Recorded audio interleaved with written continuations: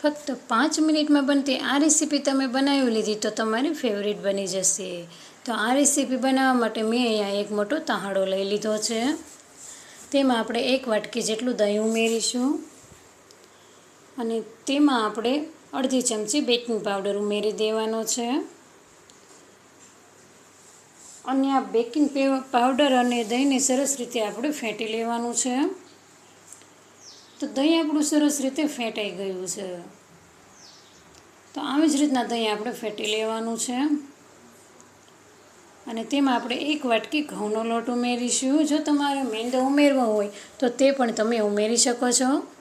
અને આ ઘઉંના લોટને અને દહીંને આપણે સરસ રીતે મિક્સ કરી લીધું છે।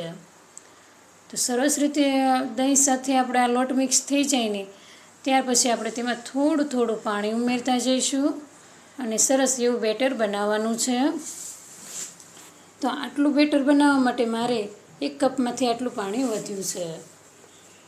તો બસ આવી જ રીતના આપણે બેટર બનાવવાનું છે। તેની સાથે આપણે અડધી વાટકી જેટલી દૂધી છે તે ઉમેરી દઈશું અને 2 ચમચી જેટલું ગાજર છે તે પણ ઉમેરી દઈશું। સ્વાદ પ્રમાણે મીઠું ઉમેરશું અને ચપટી લાલ મરચું પાવડર ઉમેરશું। તમારે બીજા શાકભાજી ઉમેરવા હોય તો તે પણ તમે ઉમેરી શકો છો। તો આપણે આ સરસ રીતે મિક્સ કરી લઈશું અને સરસ રીતે મિક્સ થઈ જાય ને એટલે અડધી ચમચી જેટલી હળદર ઉમેરીશું। તેને પણ આપણે સરસ રીતે મિક્સ કરી લેવાનું છે। તો આપણે આવી જ રીતના સરસ એવું ઘટ્ટ બેટર તૈયાર કરવાનું છે।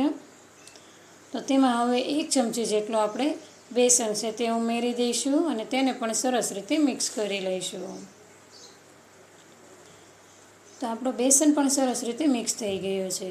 તો તેમાં આપણે થોડા કાપેલા ધાણા નાખી દઈશું અને સરસ રીતે મિક્સ કરી લઈશું।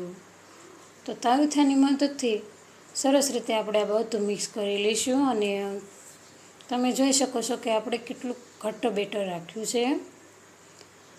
તો બસ આવી જ રીતના આપણે ઘટ્ટ બેટર તૈયાર કરવાનું છે। તો પરફેક્ટ રીતે આપણું આ બેટર તૈયાર થઈ ગયું છે। તો હવે આપણે ગેસ ચાલુ કરી દઈશું અને તેની ઉપર મેં લોઢી રાખી દીધી છે। તો લોઢી આપણી ગરમ થઈ ગઈ છે। તો તેમાં 1 ચમચી જેટલું તેલ ઉમેરવાનું છે અને 1 ચમચો બેટર લઈ અને તેમાં રાખી દેવાનું છે અને મેં અહીંયા 1 વાટકી લીધી છે અને વાટકી મેં અહીંયા નીચે પાણીવાળી કરી લીધી હતી અને વાટકીની મદદથી આપણે સરસ રીતે ફેલાવી લેવાનું છે। તો આપણે આવી રીતના ફેલાવી દઈશું અને અલટ પલટ કરી સરસ રીતે તળી લેવાનું છે।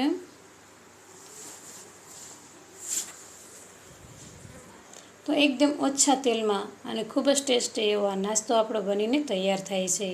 પણ હા, જો તમને અમારો વિડીયો પસંદ આવે તો લાઈક, શેર અને સબસ્ક્રાઈબ કરવાનું ભૂલતા નહીં। તો આવી જ રીતના મેં અહીંયા બધો જ નાસ્તો તળી લીધો છે અને આ નાસ્તાને તમે ચટણી અથવા ચા સાથે સર્વ કરી શકો છો। તો આ ગરમા ગરમ નાસ્તાને આપણે સર્વ કરીશું। પણ હા, તમે તે પહેલાં જોઈ શકો છો કે કેટલો સોફ્ટ અને મુલાયમ આ નાસ્તો બનીને તૈયાર થયો છે। તો મળીએ હવે નેક્સ્ટ વિડીયોમાં। ત્યાં સુધી બધાને જય શ્રી કૃષ્ણ।